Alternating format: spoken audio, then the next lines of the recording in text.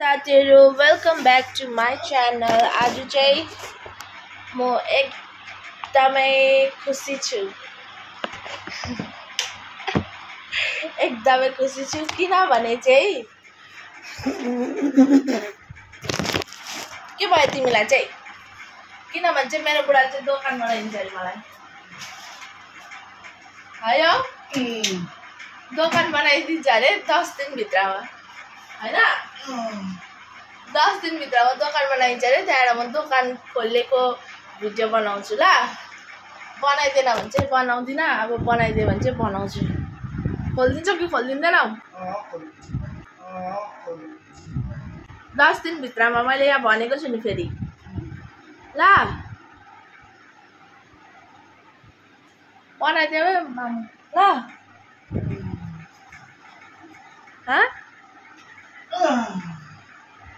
के खोलिदिँदैनौ दोकान?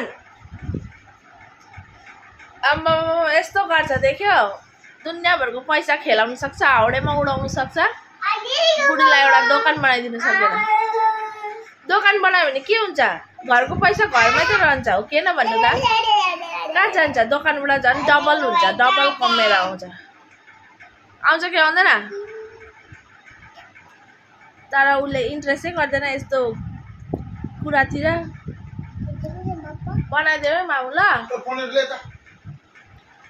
म टक्क 10 दिन आज गरिराख्नु। यो भिडियो कहिले अपलोड हुन्छ? भोलि अपलोड गर्छु म। भोलि होइन, अब तपाईँले त आजै सोच्नु होइन।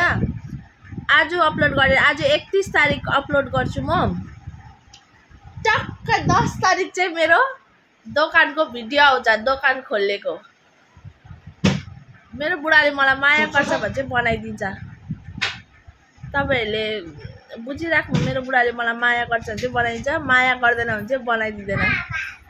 उसले अगर दोकान बनाइदिएन भने चाहिँ मलाई उसले माया गर्दैन भनेर तपाईहरुले कमेन्टमा लेख्नु ल। हेरौँ कतिको माया गर्दो रहेछ। मुखले त जसले पनि भन्छ नि माया गर्छु भनेर हैन, तर गरेर देखाउनु पर्यो नि त। बेबी पापालाई दोकान खोलिदिनु भन। मेरो टिका लगाइरहेको छ। दोकान खोलिदिनु पापा भन न। मम्मालाई दोकान खोलिदिनु भन।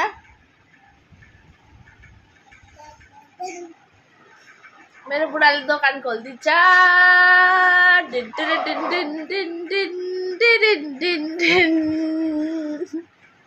बोल्दै नबोलेको बाफ्रे यस्तो छ। तिमीले मलाई सोच्छ यो पुरा चालु हुँदैछ। चालु भएको होइन नि तर होइन।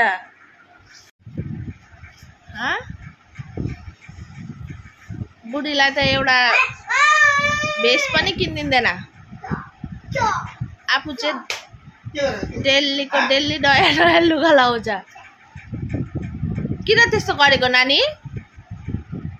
यसलाई होस्टेल हालिदिनु पर्छ। अब होस्टेल खोज्दै गर त यसको लागि।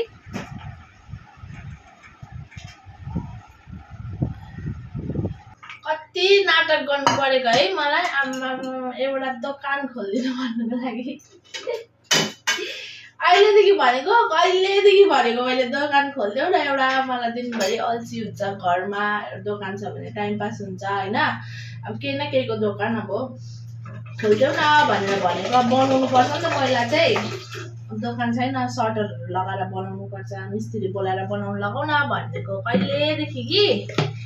खालि ल ल मात्रै भन्छ, ल ल भन्छ। अन्त त्यहाँबाट पैसा आउँछ जान्छ बिर्सिन्छ। अब म पनि त्यो एकपल्ट भन्छु दुईपल्ट भन्छु, त्यहाँबाट फेरि म पनि अब यताउति उयो भुलिहाल्दो रहेछु हो।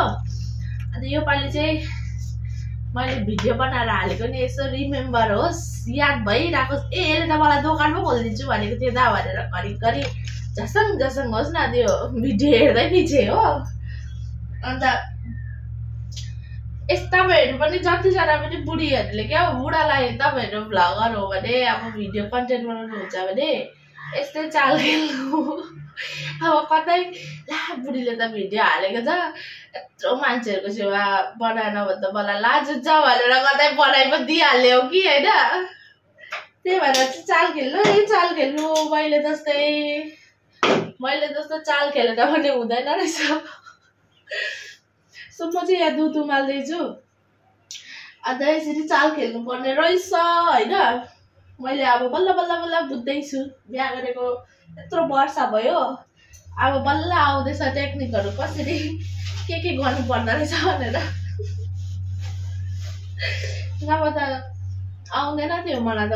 म उयो भइहाल्थेँ के अरे, उसले अब त्यो उसले आफ्नो बात राख्नु जान्दैछ नि त, उसले जे भन्यो त्यसमै होला हौ होला जस्तो। अरू बेला पनि मैले दोकान खोलिदेऊ न बुढा भन्थेँ कि तिमी घरको काम त राम्ररी गर्नु जान्दैनौ, घरको काम गर्दा त तिमी थाक्छौ, अन्त दोकान खोलिदिनु भन्छ कसरी खट्नु सक्दैनौ तिमी, 2 दिनको नाटक हो तिम्रो भन्दै कि फेरि म उयो भइहाल्थेँ, ए म त सक्दिनँ भन्ने भइहाल्थ्यो हो। तर योपालि चाहिँ सके पनि नसके पनि खोल्ने हो, मान्छे राखेर काम गराउने हो तर खोल्ने हो भनेर सोच्दैछु। तर अब त्यो म माथि छैन, ऊ माथि छ होइन। किनभने पैसा कमाउने त ऊ हो, मेरो काम त बस खोलिदियो भनेर फकाउने मात्रै हो। अब हेरौँ के गर्दो रहेछ।